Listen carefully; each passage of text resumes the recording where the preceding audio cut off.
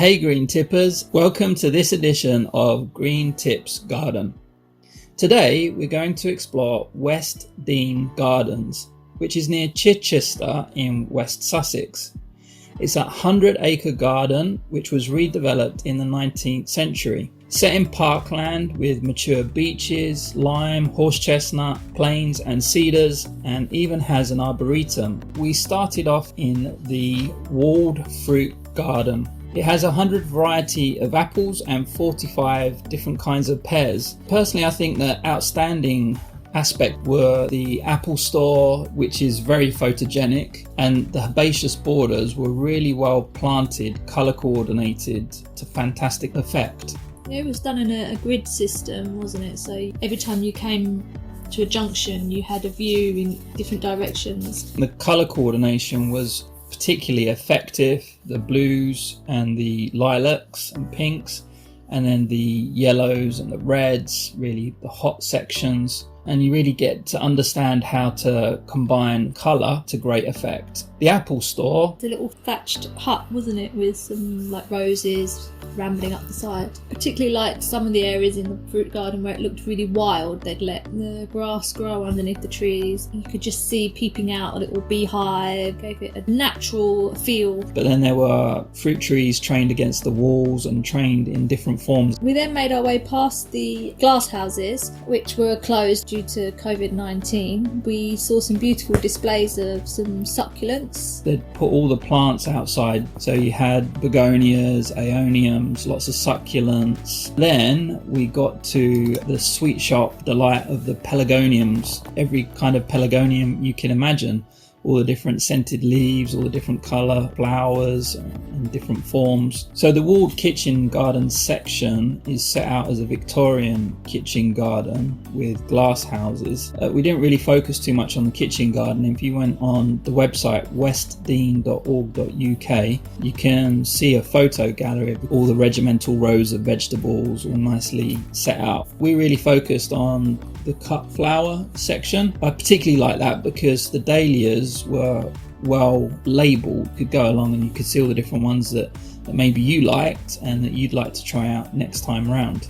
So after leaving the walled kitchen garden behind, we went on to the spring garden. It was secluded, quiet, woodland, and really a nice place just to sit. And that's one thing that I liked about West Dean, that they had plenty of benches, places to sit and just relax and enjoy the scenery. Yeah, the spring garden had the stream running through the middle. It felt very woodland feel to it. With tree ferns and hostas and woodland planting. They've got multiple flint bridges, which seemed to make it feel almost grotto-like, even though it was open and outside.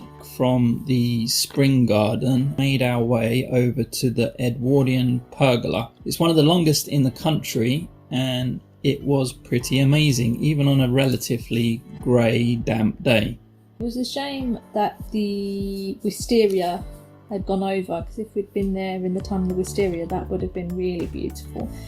But still, the roses and clematis all interwoven and winding up the pergola really gave it some form. And yeah, it was nicely planted, and there were some amazing combinations of clematis and roses that really made it spectacular, along with the pond in the middle of it just looked like it had been there forever, with all the plants draped over, adorned with all their flowers.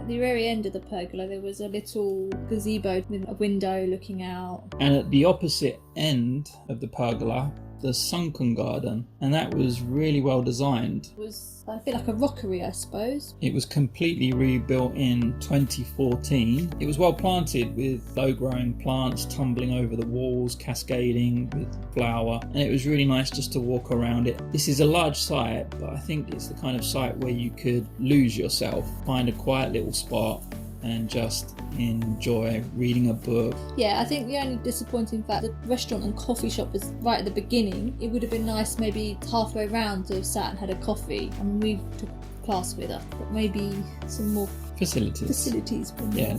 So after our visit to West Dean Garden, out of 10, what do you think? Maybe I would think maybe a 7 out of 10. Okay. Maybe. What do you think? Well, I am a bit of a sucker for a herbaceous border, and herbaceous borders just did it for me. So I think 8 out of 10. All in all, worth a visit? Yeah, definitely. I'd like to go back if it was a nice sunny day, and maybe a bit earlier in the spring, because I think they talk about bulb being spectacular. So early spring next time. Thanks for listening to Green Tips Garden. If you enjoyed this video, don't forget to like, subscribe and hit the bell icon for future updates from Green Tips Garden.